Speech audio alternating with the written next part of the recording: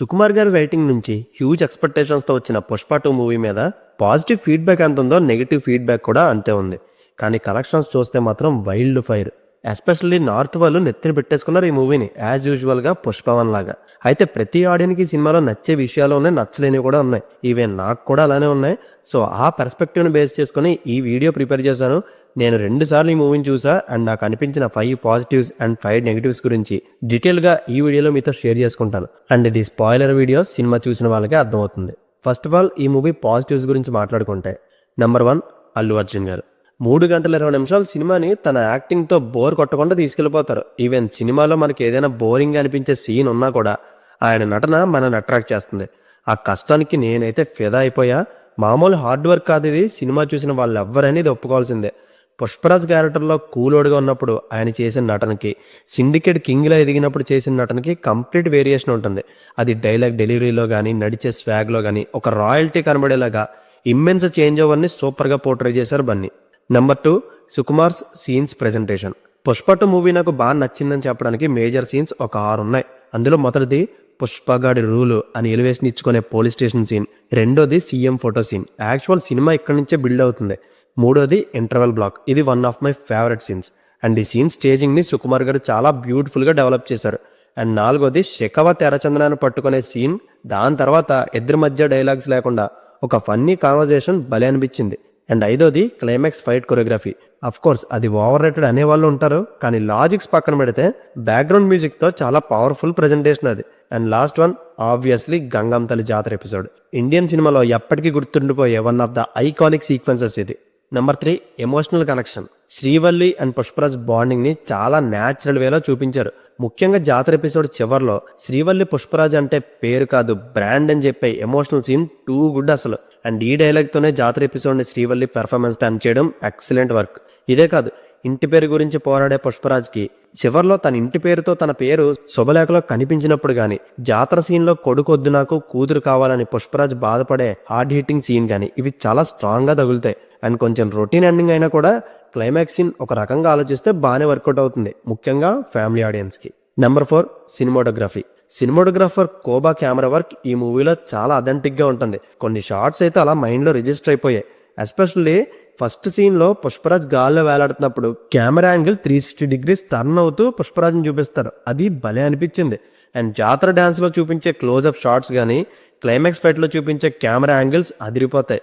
And lighting setup కూడా చాలా చాలా బ్యూటిఫుల్గా ఉంటుంది. అందుకే ఈ మూవీ విజువల్గా మంచి యూనిక్ ఎక్స్పీరియన్స్ ఇచ్చింది నాకు. Number 5 background score. పుష్ప 1లో మనం ఏదైతే మిస్ అయ్యామో, బట్ ఈ పుష్ప 2లో మాత్రం ఆ లోట్ అనేది లేకుండా DSP and Sam CS greatest job చేశారు. జాతర ఎపిసోడ్లో గంగో రేణుక తల్లి సాంగ్ అయితే ఇన్స్టెంట్ గూస్ బంప్స్ తెప్పించింది. ఈవెన్ క్లైమాక్స్ కూడా ఎక్సలెంట్ వర్క్. అండ్ పైన నేను చెప్పిన ప్రతి ఎలిమెంట్ టాప్ నాచ్గా కనబడాలంటే అది ప్రాపర్ బ్యాక్గ్రౌండ్ స్కోర్ వల్లే ఆ సీన్స్ అన్నీ ఎలివేట్ అవుతాయి. సినిమాకి బన్నీ అండ్ సుకుమార్ తర్వాత back bone Sam CS and DSP గారి బ్యాక్గ్రౌండ్ స్కోర్. అండ్ ఇంకా నెగిటివ్స్ గురించి కూడా డిస్కస్ చేస్తే, నెంబర్ 1 ఎంట్రీ సీన్. ఇది ఎందుకు పెట్టారనేది నాకు అసలు అర్థం కాల. సినిమాకి ఇంటర్లింక్ లేని ఒక 10 minutes యాక్షన్ సీన్ని అంత ఖర్చు పెట్టి షూట్ చేయడం అన్నెసెసరీ అనిపించింది. మేబీ ఇది థర్డ్ పార్ట్కి కనెక్షన్ ఉంటుందేమో తెలియదు, కానీ పార్ట్ 2లో చూసుకుంటే ఇది అవసరం లేని బ్లాక్. దీని ఫైట్ కొరియోగ్రఫీ డిజైన్ బాగుంటుంది, కానీ అది డ్రీమ్ అని తెలిసాక మొత్తం గాలిపోయింది. Number 2 peelings. ఈ పీలింగ్స్ వస్తున్నాయి అని శ్రీవల్లి పదే పదే దొబ్బడం స్టార్టింగ్ ఒకసారి ఫన్నీగా బాగానే అనిపించింది, కానీ ఫస్ట్ హాఫ్ మిడ్ నుంచి స్క్రీన్ ప్లే పరిగెడుతుందన్న టైంకి గ్యాప్ లేకపోయినా పీలింగ్స్ పాట కోసం దీన్ని ఇరికించి ఇద్దరి మధ్య రొమాన్స్ని ఓవర్ ద బోర్డ్ చేయడం స్పీడ్ బ్రేకర్లా పనిచేసింది. ఈవెన్ పార్ట్ 1లో కూడా సెకండ్ హాఫ్లో ఒక రొమాన్స్ సీన్ అన్నెసెసరీగా ఇరికించి బోర్ కొట్టేస్తారు సుక్కుమామ. కానీ పీలింగ్స్ సాంగ్ మాత్రం మంచి మాస్టర్ ఆఫ్ అబ్బా. నాకైతే సాంగ్ నచ్చింది, బట్ సిచ్యువేషనే నచ్చలేదు. Number 3 under utilised Fahadh Faasil character. Pushpa 1 ఎండింగ్లో ఒక ఈవిల్లా చూపించిన ఫాఫా క్యారెక్టర్ని సెకండ్ పార్ట్లో కామెడీ చేసి పడేశారు.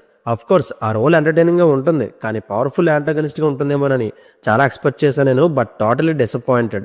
అట్లీస్ట్ ఇంటర్వెల్ బ్లాక్లో సుస్సు పోసిన తర్వాత సీన్లో ఫాఫా పుష్పరాజ్ మీద రివెంజ్ తీర్చుకునేలాగా స్ట్రాంగ్ సీన్ ఏదైనా పెట్టుంటే ఈగో క్లాష్ ఒక లెవెల్లో ఉండేది. కానీ అదేం చేయకుండా ప్రతిసారి పుష్పరాజ్దే పై చేయన్నట్టు చూపించి ఫాఫా రోల్ని మాత్రం ఫన్నీ మేనర్లోనే వాడాడు. సుకుమార్ గారి నుంచి అసలు ఎక్స్పెక్ట్ చేయలేదు. Number 4 climax emotional episode. యాక్చువల్గా ఇది ఫ్యామిలీ ఆడియన్స్కి బాగా నచ్చుతుంది, కానీ జాతర సీక్వెన్స్ తర్వాత సినిమాను ఒక హై స్టాండర్డ్లో పెట్టేసి వెంటనే మనం ముందే ప్రొడక్ట్ చేసే ఫ్యామిలీ ఎమోషన్ సీన్ని చాలా సినిమాల్లో చూసిన రొటీన్ నేరేషన్లో ప్రజెంట్ చేయడం బోరింగ్ అనిపించింది. మూవీ ఎండింగ్ వచ్చేసరికి ఏదైనా హై నోట్లో ఎండ్ చేసి ఉంటే బయటకు వచ్చిన ఆడియన్స్ రియాక్షన్ వేరేలా ఉండేది. కానీ ఓవర్లాప్ చేసిన ఈ ఫ్యామిలీ ఎపిసోడ్ అంత ఇంపాక్ట్ అవ్వలేదు. బట్ అఫ్ కోర్స్ క్లైమాక్స్ ఫైట్తో ఆ లోటుని కొంతవరకు భర్తీ చేయగలిగారు.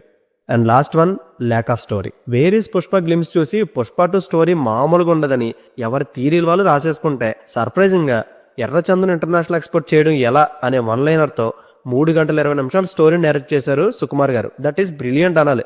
కానీ పుష్ప 2 సీక్వెల్ అనగానే స్టోరీ మీద ఒక ఎక్స్పెక్టేషన్ ఉంటుంది. బట్ సుకుమార్ అవేం పట్టించుకోకుండా పుష్పరాజ్ లైఫ్లో వచ్చిన ఒక ఛాలెంజింగ్ టాస్క్ని తను ఎలా ఫేస్ చేసి సక్సెస్ అయ్యాడు అనే జర్నీని చూపించారు విత్ కొన్ని హై సీన్స్తో. అండ్ పుష్ప ద రూల్ అన్నారని హీరో క్యారెక్టరైజేషన్లో ఎక్కడా కూడా లో పీరియడ్ పెట్టకపోవడం చాలా డిసప్పాయింట్ చేసింది నన్ను. So that's it guys. Pushpa 2 movie మీద పాజిటివ్స్ అండ్ నెగిటివ్స్ మీద నా ఒపీనియన్ ఇది. వీడియో నచ్చితే లైక్ చేయండి. పుష్ప 2 మూవీ చూసాక మీ ఒపీనియన్ ఏంటో కమెంట్ బాక్స్లో మెన్షన్ చేయండి. See you in the next video. Take care friends and thank you.